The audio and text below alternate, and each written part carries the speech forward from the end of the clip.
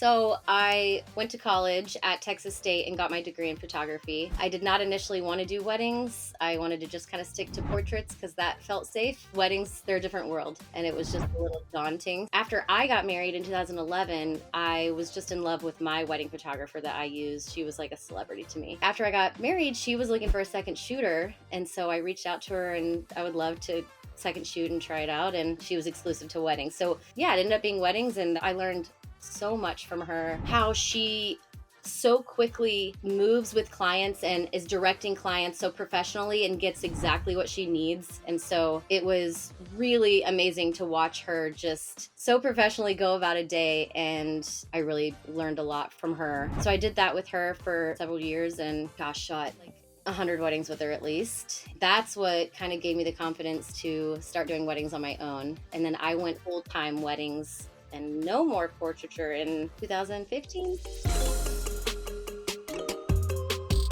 Instagram is my number one. I spend a lot of my thoughts and time because as of right now, it's where my clients are finding me. You know, that's on my contact form. When they inquire, I say, where do you find out about me? And it's word of mouth or Instagram. So that's where I put my efforts towards, you know. I try to have my story always active in some way. Stories are great because it's just a little glimpse, right? And then Reels. So Reels is, I think, the beast here. For a while, I was taking about one day a week, one day every 2 weeks, and kind of batch filming Reels. And I really started seeing some growth. And I was getting inquiries that said, I saw your Reel, you have to shoot my wedding. And so I'm like, this is working. This is what I'm gonna do. Outside of what I said, something I love to talk about is being a preferred vendor. Anytime I shoot at a venue or work with a planner that I loved shooting there, I loved working with them, I send them a gallery and I say, do you have a preferred vendor list? If so, can I be on it? Because photographers are amongst the top 3 or 4 things that are first planned or booked or bought in a wedding planning process. Even dress shops. There's one locally here in Dallas that I love them so much, and they tell their brides about me. Being part of several lists, it helps a ton. They're doing the work for you. They're sending people your way. That's something that in the DFW area has been huge for me, and you just can't be afraid to ask for that. And the worst thing they can say is, no, sorry, it's full right now.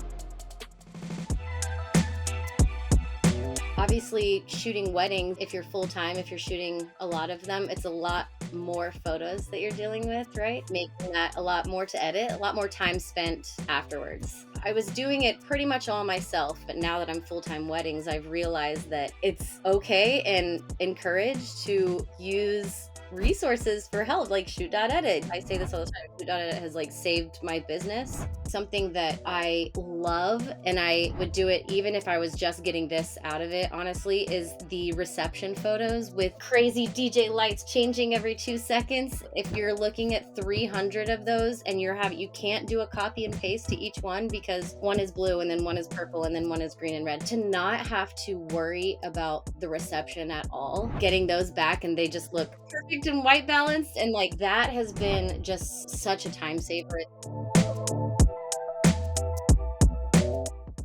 Show it. If you're the type that likes to build it yourself and be able to change it when you want to, show it's just the best for that. I use Honeybook, and that's where you're sending invoices, brochures, contracts, questionnaires. I'm ordering custom gifts from Etsy for each of my clients, or I'm making them myself. I love using Etsy specifically, like supporting small businesses is always ideal. So I use newer flashes from Amazon. That's usually my go-to for a reception. Canon.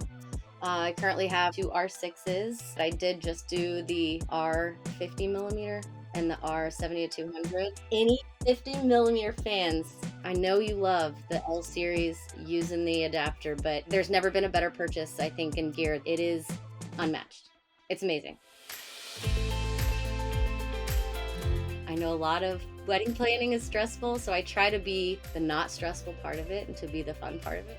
I want you to be very comfortable with me. And a lot of times after they book, I send them my cell phone number and say, text me from here on out. If that's easier for you, it's easier for me. Let's just text. I love to help with building a timeline. I like to get in there and tell them my specific preferences for a photo timeline. So I'm usually helping with that ahead of time. The hair and makeup people want to know, what time are you doing this? And usually the bride doesn't know yet. So they'll start asking those questions. And I like to kind of prep them with, if it were me, this is how I would lay it out. And really, really, for a timeline, there's 3 questions that I ask, and I can build a whole day based on their ceremony time, their exit time, and the sunset time. Based on those things and how long they've hired me for, I can put their whole day together. I tell them with an engagement session that their photos will be delivered to them in 4 weeks, and my goal is always to do it sooner than what I tell them, right? And then sneak peeks sooner than they expect, and more sneak peeks than they expect, and more photos than they expect. I don't make huge promises. I think what I deliver is great, and they're always happy with what I say, and then I try to just